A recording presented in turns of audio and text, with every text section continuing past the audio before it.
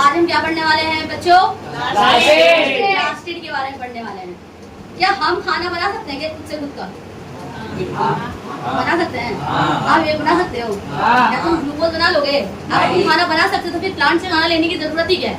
अच्छा, ऐसे कि प्लास्टिड को पढ़ने से पहले क्या तुमने कभी सोचा है कि अगर हमारे सेल भी प्लांट सेल की तरह, अगर हमारे सेल के पास भी प्लास्टिड होता कितना अच्छा होता।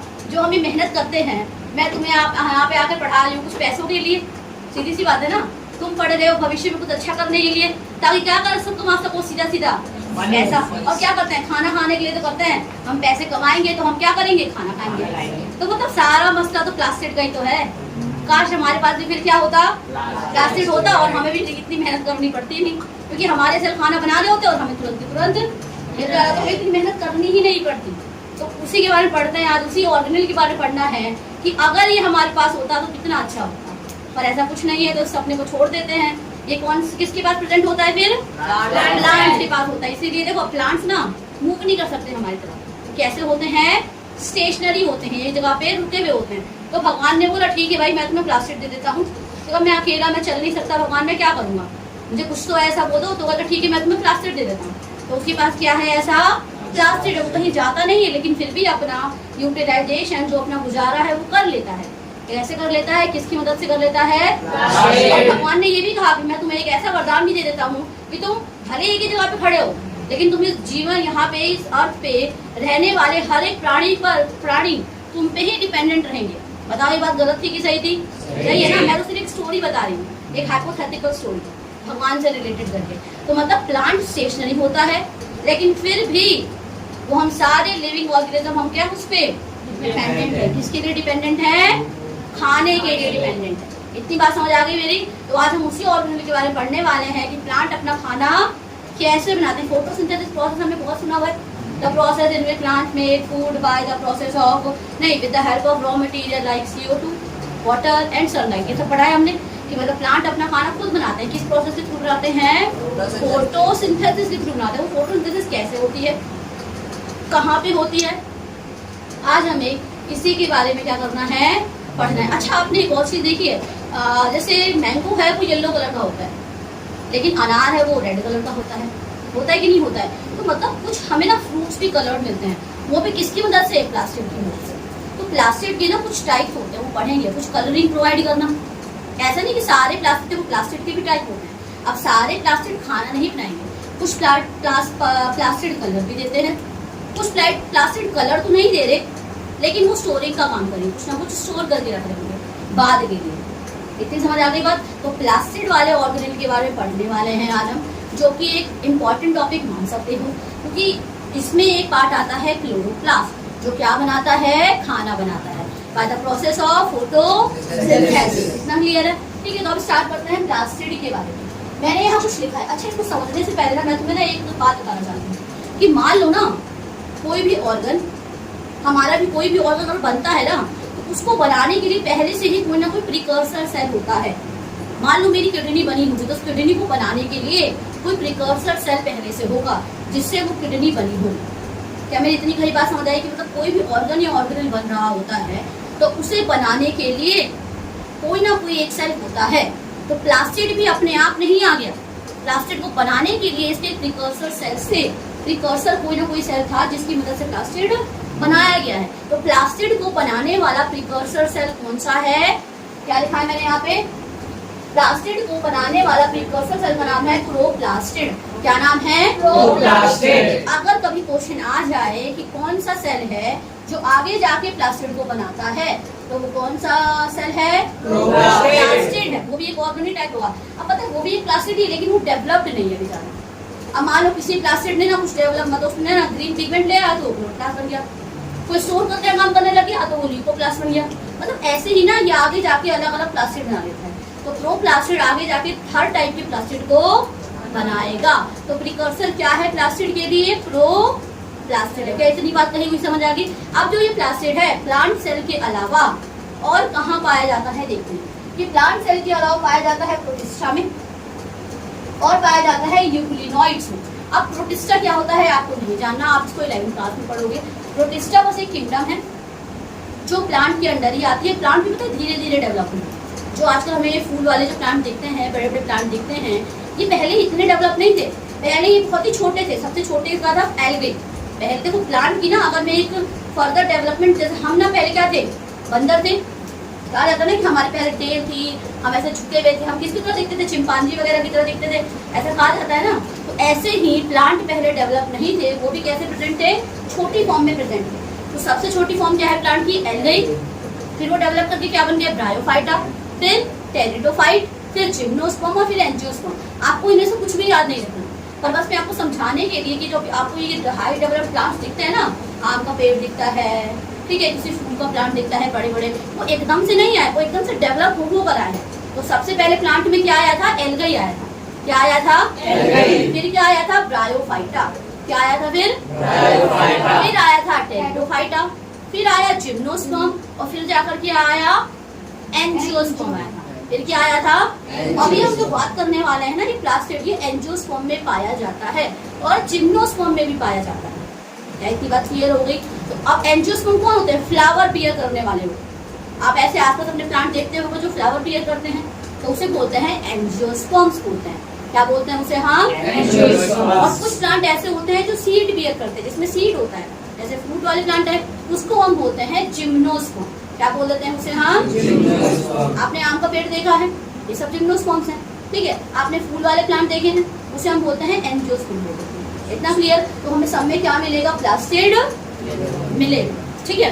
तो अब जो हम पढ़ने वाले हैं, मैंने क्या बोला, अब ये यूग्लॉइड थे। यूग्लॉइड ना एक तरीके का ना ऑर्गेनिज्म ही है। इसकी ना बहुत ही खास प्रॉपर्टी है, ये दिन में प्लांट की तरह बिहेव करता है और रात में एनिमल की तरह बिहेव करता है। यूग्लॉइड की बस एक ये प्रॉपर्टी याद रखो, वो दिन में in the presence of sunlight plant की तरह बिहेव करता है और रात में किसकी तरह बिहेव करता है, ये एनिमल की तरह बिहेव करता है। क्या इतनी बातें क्लियर। आपको ना बस नाम याद रखते हैं कि प्लास्टिड किस में पाया जाता है, सारे प्लांट में और प्रोटिस्टा में, and the third one is euglenoids में पाया जाता है, ठीक है। उसके बाद मैंने लिखा ये भी एक सेमी ऑटोनॉमस ऑर्गेनिल है। मैंने एक और आपको सेमी ऑटोनॉमस ऑर्गेनिल बताया था, कौन सा बताया था, मैंने आपको बताया था कि एक और ऐसा ऑर्गेनिल है जो सेमी ऑटोनोमस है, जो बहुत सारे काफी हद तक काम खुद से कर लेता है, वो सेल्फ पे डिपेंडेंट नहीं रहता काम करने के लिए।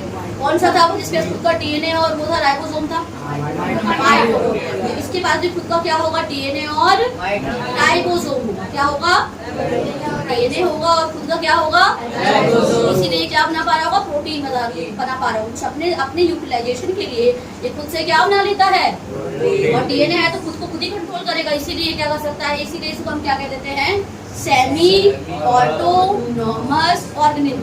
और एक और कौन सा ऑर्गेनिल है हमारा सेमी ऑटोनॉमस, माइटोकॉन्ड्रिया, ठीक है। अब इसके बाद ध्यान से देखो, depending upon their colour and the pigment, depend करता है कि प्लास्टिड, देखो टाइप तो है प्लास्टिड, अब डिपेंड करता है कि उसके पास कौन सा कलर है, वो किस कलर का दिख रहा है, और उसके पास कौन सा पिगमेंट प्रेजेंट है। मैंने क्या बोला, मैं फिर से रिपीट करती हूँ, मैंने बोला कि डिपेंड करता है कि उस प्लास्टिड के तो टाइप हैं। अब मान लो इसके पास हरा कलर है तो मैंने इसे क्लोरोप्लास्ट बोल दिया।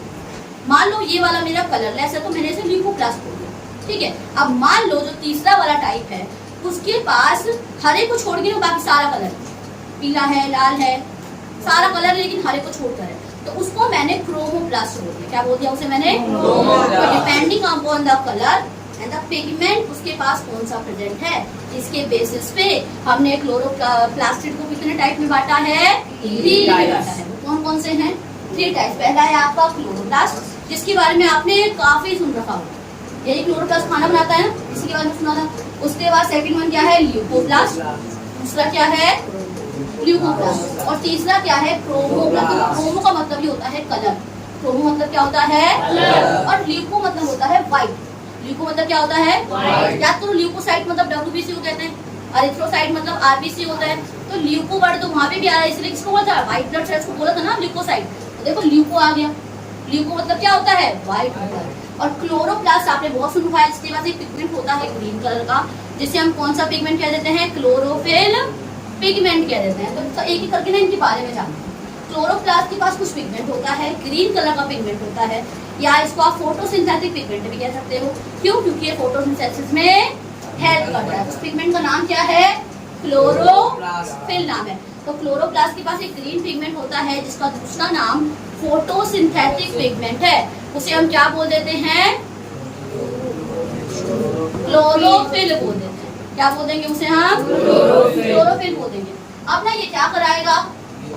फोटोसिंथेसिस कराएगा। फोटोसिंथेसिस क्या है बेटा, जल्दी बताओ। एक ही करे, कोई भी एक अच्छा बोल। The process of making food by the help of sun rays and oxygen removal. हाँ, तो एक ऐसा प्रोसेस जिसमें हम नहीं प्लांट क्या बनाते हैं? खाना बनाते हैं। ठीक है, अब ये कौन से कलर का होता है? ग्रीन कलर का होता है। इसको हम थोड़ी सी डिटेलिंग पढ़ेंगे। अब देखो खाना बना, खाने में क्या बनता है याद है आपको? CO2 H2O मिलता है और with the presence of sunlight और क्लोरोफिल क्या बना लेता है? ग्लूकोज बना लेता है। क्या बना लेता है? ग्लूकोज। और कौन सी गैस निकाल देता है?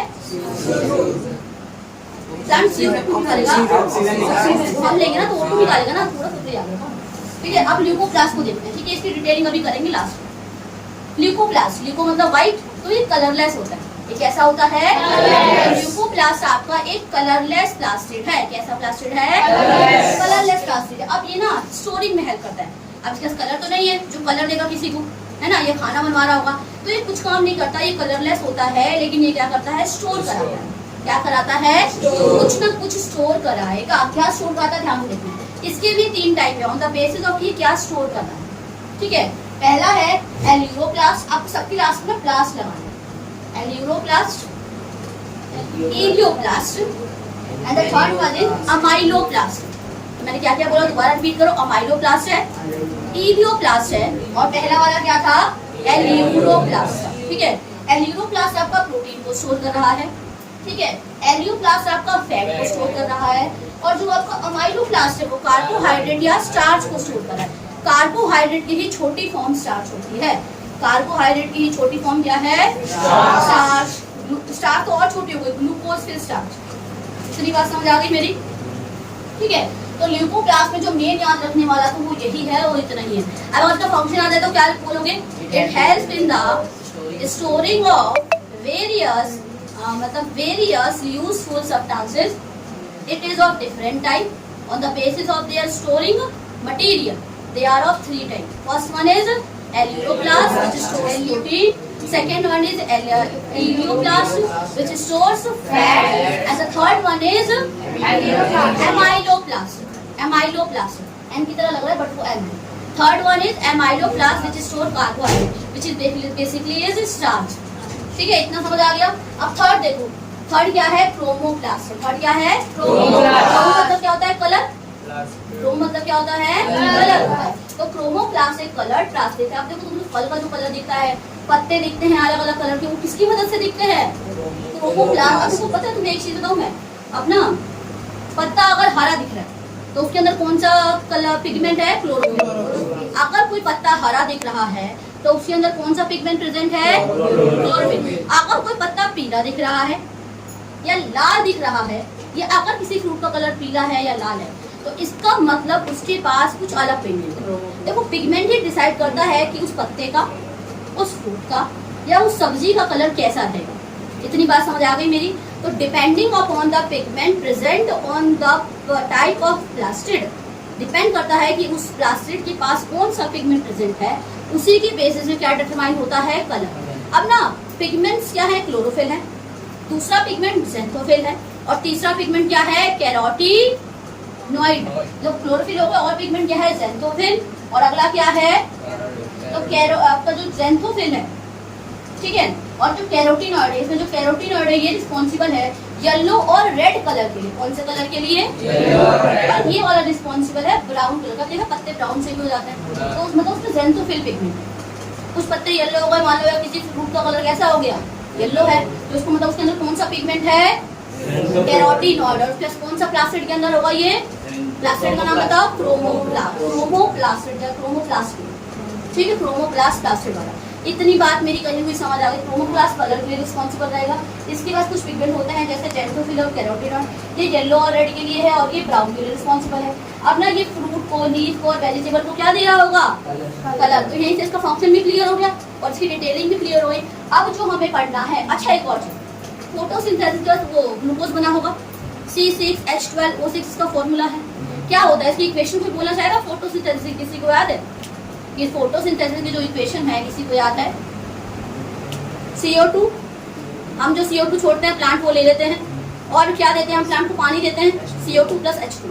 ठीक है, अब एरो लगा के इसमें क्या आया? सनलाइट मिली, और प्लांट के पास पहले से क्या था? क्लोरोफिल था। एरो पे क्या लिखोगे? सनलाइट और क्लोरोफिल। इसने इन दोनों को मिला के क्या बना लिया? ग्लूकोज। और कौन सी गैस निकाल दी? से निकाल दी। ग्लूकोज का फॉर्मूला क्या है? C6H12 और O6। देखो मैं छोटा सा लिखूं, यहाँ पे स्पेस नहीं है। CO2 प्लस H2O, इसने मिला के क्या बना लिया? और C6H12 और O6 बन गया। और कौन सी गैस निकल गई? और यहाँ पे एरो के ऊपर क्या लिखोगे? सनलाइट और क्लोरोफिल लिखी। इतनी बातें क्लियर हो गई। ठीक है, एक शॉर्ट में तुम्हें इक्वेशन बताइए किसकी? फोटोसिंथेसिस। अब यहाँ समझो, जो खाना बना था ना ग्लूकोज, वो बनता तो ग्लूकोज की फॉर्म में है फोटोसिंथेसिस के दौरान, और जब खाना स्टोर होगा, जब प्लांट जैसे बात करें स्टोर कर देते हैं ना, जैसे मान लो हम भी कभी व्रत करके रखते हैं, तब तो आप खाना खा नहीं रहे, तो आपकी बॉडी को एनर्जी कहाँ से मिल रहा है? जो हमने पहले खाना खाया था ना, जो खाना खाया था, मानो चावल रोटी जो भी चीज खाई थी, वो ना सारा यूज नहीं होता, कुछ स्टोर भी होकर रहता है। कुछ क्या होता है हमारी बॉडी के अंदर, और हमारी बॉडी के अंदर अगर ग्लूकोज या कार्बोहाइड्रेट जो भी आपने चावल रोटी खाया था, उसकी स्टोर वाली फॉर्म ग्लाइकोजन है। क्या है? हमने मान लो रोटी खाई, हमने मान लो चावल खाई, जितना यूज होना था वो कर लिया काम है। लेकिन मान लो कभी तुम व्रत कर रहे हो, कभी तुम फास्टिंग पे हो, तो उस समय तुम्हें एनर्जी कहाँ से मिलेगी? अब जो उसने स्टोर कर रखा था उससे मिलेगी। तो हमारे केस में किसकी फॉर्म में स्टोर होता है? ग्लाइकोजन की फॉर्म में होता है। और प्लांट में कौन सी फॉर्म में होता है? स्टार्च की फॉर्म में। देखो, बनता तो ग्लूकोज है, स्टोर वो स्टार्च की फॉर्म में करता है। अब एक जगह से दूसरी जगह पहुंचाना है ना बने हुए खाने को, तो उसको पहुंचाएगा सक्रोज की फॉर्म में। मतलब अलग अलग टाइप जो है सारा ये कार्बोहाइड्रेट का ही छोटा फॉर्म। मैंने क्या बोला? जो भी प्लांट ने ग्लूकोज बनाया था ये उसी की फॉर्म है, लेकिन डिफरेंट तरीके से। प्लांट ने फोटोसिंथेसिस के दौरान क्या बनाया? ग्लूकोज। उसने किसकी फॉर्म में इसे स्टोर करा? स्टार्च की फॉर्म में। अब ये मान लो लीफ से लेकर किसी और प्लांट पार्ट तक पहुंचाएगा। मान लो ये रूट को पहुंचा रहा है, तो किसी को पहुंचा रहा है, तो किसकी फॉर्म में पहुंचाएगा? सक्रोज की फॉर्म में पहुंचाएगा, ग्लूकोज की फॉर्म में नहीं पहुंचाएगा। किसकी फॉर्म में पहुंचाएगा? और हमारे ह्यूमन बॉडी में किसकी फॉर्म में खाना स्टोर होता है? ग्लाइकोजन की फॉर्म में स्टोर होता है। इतनी बातें क्लियर। अब मैंने बोला था हम क्लोरोप्लास्ट में डिटेलिंग करेंगे, वही देखते हैं। तो ये आपका ना क्लोरोप्लास्ट है। क्या है? ये आपका एक। इसको स्टार्ट करने से पहले मैं आपको एक चीज बताना चाहती हूँ। प्लांट से जो भी आपका ग्रीन पार्ट होता है, प्लांट की ग्रीन पार्ट कौन से? पत्ते होते हैं, कुछ प्लांट की पार्ट ग्रीन है, उसके अंदर जो सेल पाया जाता है उसे हम मीजोफिल सेल बोलते हैं। क्या बोल देते हैं उसे हम? अब उस मीजोफिल सेल के अंदर ही तो पाया जाएगा ना क्लोरोप्लास्ट। तो अब उस मीजोफिल सेल के अंदर पाया जाएगा क्या? क्लोरोप्लास्ट, जो कि एक तरीका क्या है? प्लास्टिड। क्या मेरी इतनी बातें क्लियर हो गई? अब ना मैं तुम्हें एक ना लोकेशन पे डिटेल, पहले वो प्लांट में भी किसमें होगा? लीफ वाले पार्ट में फोटोसिंथेसिस हो कहाँ रही है एक्चुअली, समझते हैं? पूरा सा प्लांट में भी लीफ के अंदर, कहाँ पे? लीफ में भी कौन से सेल के अंदर? मीजोफिल। अब मीजोफिल सेल के भी अंदर किसके अंदर? प्लास्टिड के अंदर। और प्लास्टिड में भी कौन से वाले प्लास्टिड के अंदर? क्लोरोप्लास्ट के अंदर। क्लोरोप्लास्ट के अंदर भी कहाँ हो रहा है वो भी जानिए। क्या इतनी बातें क्लियर? एक सीक्वेंशियल ऑर्डर क्लियर। प्लांट के अंदर, प्लांट में भी लीफ के अंदर, और लीफ में भी कौन से सेल के अंदर? मीजोफिल सेल्स के अंदर। अब उस मीजोफिल सेल के अंदर भी कौन से ऑर्गेनेल के अंदर? प्लास्टिड के अंदर। और प्लास्टिड में भी किसके कौन से वाले प्लास्टिड के अंदर? क्लोरोप्लास्ट के अंदर। तो वही है ये क्लोरोप्लास्ट। समझिए, उसी को मैंने एकदम बड़ा करके बनाया। अब देखो, ये भी डबल मेम्ब्रेन बाउंड है, जैसे माइटोकॉन्ड्रिया था, तो ये भी कैसा होता है? डबल मेम्ब्रेन बाउंड ऑर्गेनेल है। अब यहाँ ध्यान से देखो, आपको ये गोल गोल से स्ट्रक्चर दिख रहे हैं यहाँ पे, ऐसा लग रहा है कॉइन है। मान लो एक कॉइन है, एक के ऊपर एक ना एक तरफ धक्का करके रखा पड़ा है कॉइन, मतलब एक कॉइन उसके ऊपर एक और कॉइन उसके ऊपर एक और कॉइन, तो कैसा लग रहा है? एकदम ना कत्था टाइप जमा हो गया। कहते नहीं कभी कोई वहाँ वहाँ ना जाओ, कभी गेहूँ पिसवाने जाते हो, वहाँ पे लोग बोरियां लाते तो वो एक के ऊपर एक करके बोरी रख देते हैं ना, तो कैसा लगता है देखने में कि मतलब ना एक के ऊपर एक करके चट्टान जैसा बन गया एकदम। तो इसी को बोलते हैं पाइल ऑफ कॉइन जैसा लग रहा है। कैसा लग रहा है? मतलब एक कॉइन का ना कत्था बना पड़ा, एक के ऊपर एक के ऊपर एक और एक के ऊपर एक। इतना क्लियर है? तो जो आपको ये एक ये दिख रहा है ना, इसे हम बोलते हैं थाइलाकॉइड। क्या बोलते हैं इसे हम? थाइलाकॉइड। जो ये एक है ना, इसे हम बोलेंगे थाइलाकॉइड बोलेंगे। ये भी थाइलाकॉइड है, ये भी थाइलाकॉइड है, ये भी सारा थाइलाकॉइड है। ये भी थाइलाकॉइड, ये भी थाइलाकॉइड, ये भी थाइलाकॉइड, ये भी थाइलाकॉइड, ये भी थाइलाकॉइड और ये भी। अब इन सबको अकेले तो थाइलाकॉइड बोलेंगे, और जब इनकी गठरी टाइप बन जाएगी, एक ग्रुप बन जाएगा, एक थक्का टाइप बन जाएगा, तो इसे हम क्या बोलेंगे? ग्राना बोलेंगे। क्या बोलेंगे? ग्राना या ग्रानम। क्या बोल देंगे? ग्राना या ग्रानम बोल देंगे। इतनी बात क्लियर, ठीक है। अब इन दोनों को जोड़ने वाले, यहाँ पे देखो दो भी नहीं होते, बहुत सारे होते हैं, हो सकता है यहाँ पे भी हो वैसे जुड़ा हुआ, और सब आपने जुड़े जरूर होंगे, ठीक है। अब ये जो साथ में ऐसे मैंने ग्राना या क्या बोल दिया, ग्राना। अब इनको जोड़ने वाला ना एक कनेक्शन है इनके पीछे, इनके बीच में जोड़ने के लिए कनेक्शन सा बना पड़ा है, जिसे को हम क्या बोल देते हैं, स्ट्रोमल लैमेले। क्या बोल देते हैं? स्ट्रोमल लैमेले। दो ग्रानम को आपस में जोड़ने वाला जो एक ब्रिज बना पड़ा है, उसे हम क्या बोल देंगे, स्ट्रोमल लैमेले। इतना क्लियर। अब ये जो पूरा यहाँ पे जो खाली एरिया दिख रहा है ना, ये पूरा खाली एरिया दिख रहा है, इसे हम क्या बोलते हैं, स्ट्रोमा।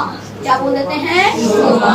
क्या बोल देते हैं? स्ट्रोमा। स्ट्रोमा बोल देते हैं, ठीक है। अब देखो एक थायराइड बॉडी के ऊपर ना ऐसे पिगमेंट होगी, ऐसे से यहाँ पे हर जगह होगी, और इसको भी अगर ध्यान से देखो ना, कुछ ऐसा दिख रहा होगा। यहाँ पे पिगमेंट ऐसे लगा नहीं हो, हम तो इसको ऐसे ऐसे देखते हैं। इसमें एक ऐसा डंडी सा होता है, इसके ऊपर पिगमेंट ऐसे समझ रहे हो, ऐसे ये डंडी सा, ये डंडी। मान लो एक गोल सा थाइलाकॉइड है, थाइलाकॉइड है, थाइलाकॉइड में मान लो मैंने एक ऐसे लगाया, इसके ऊपर कुछ पॉइंट्स रखा था, कुछ इस तरीके से रखा। तो जिस पे ये टिका हुआ है ना, ये जो क्लोरोफिल पिगमेंट है, उसे बोलते हैं क्वांटासोम। क्या बोल देते हैं? क्वांटासोम। एक क्वांटासोम पे 250 क्लोरोफिल पिगमेंट होते हैं। कितने पिगमेंट होते हैं? 250। तो मैंने यहाँ पे ये जो बना रखा है, यहाँ पे दिखा आपको एक राय, पर कलेक्टिवली ना बहुत सारे होते हैं। ऐसे कोई एक मान लो क्वांटासोम, इसके ऊपर 250 क्लोरोफिल पिगमेंट। इतनी बात समझ आ गई? अगर आपको इतनी डिटेल नहीं पढ़े तो भूल जाओ, बस इतना समझ लो कि थाइलाकॉइड के ऊपर क्या होता है, यहाँ पे क्लोरोफिल पिगमेंट होता है। मैंने बोला था यहाँ पे कौन सा पिगमेंट है, ध्यान से देखो, कुछ पिगमेंट है जिसका नाम क्या है, क्लोरोफिल। अब क्लोरोफिल देखो, फोटोसिंथेसिस तो क्लोरोफिल ही कराएगा, कौन कराएगा? लेकिन ये क्लोरोफिल है कहाँ, उसकी लोकेशन कहाँ पे है, थाइलाकॉइड के ऊपर, ये हर थाइलाकॉइड के पास, ठीक है। इतनी बातें समझ आ गई, सारे डायग्राम की क्लियरिंग हो गई। अब देखो इसकी दो मेम्ब्रेन है, आउटर और इनर। आउटर है और ये इनर। आप समझते हैं फोटोसिंथेसिस ना होता है, यही हमारा लास्ट टॉपिक है। इसके बाद अब फोटोसिंथेसिस करने के लिए मान लो सनलाइट आया होगा, सनलाइट, अब ध्यान से सुनना एक और चीज, फोटोसिंथेसिस करने के लिए दो रिएक्शन होती है, एक होती है लाइट रिएक्शन और एक होती है डार्क रिएक्शन। दो रिएक्शन में फोटोसिंथेसिस क्या हो जाती है, कंप्लीट हो जाती है, ठीक है। तो एक होती है लाइट रिएक्शन और एक होती है डार्क रिएक्शन। अब मान लो प्लांट सेल लीफ के अंदर ये लीफ के अंदर, मेसोफिल सेल के अंदर है ये। अब लीफ पे क्या पड़ा, सनलाइट पड़ा, क्या पड़ा, सनलाइट। अब सनलाइट लीफ के अंदर मेसोफिल सेल में गई होगी, और मेसोफिल सेल में भी कहाँ गई होगी, क्लोरोप्लास्ट के पास गई होगी। अब क्लोरोप्लास्ट में, अब मान लो जो भी ये क्लोरोप्लास्ट था, यहाँ पे सनलाइट पड़ी। अब जैसे ही वो सनलाइट यहाँ पे पड़ेगी, पिगमेंट पे पड़ेगी, यहाँ पे इलेक्ट्रॉन्स होते हैं, क्या होते हैं यहाँ पे, इलेक्ट्रॉन। वो इलेक्ट्रॉन एक्टिव हो जाएंगे, क्या हो जाएंगे, एक्टिव। अभी तो जब सनलाइट नहीं मिल रही थी, वो इनएक्टिव थे, काम नहीं करना था उनको।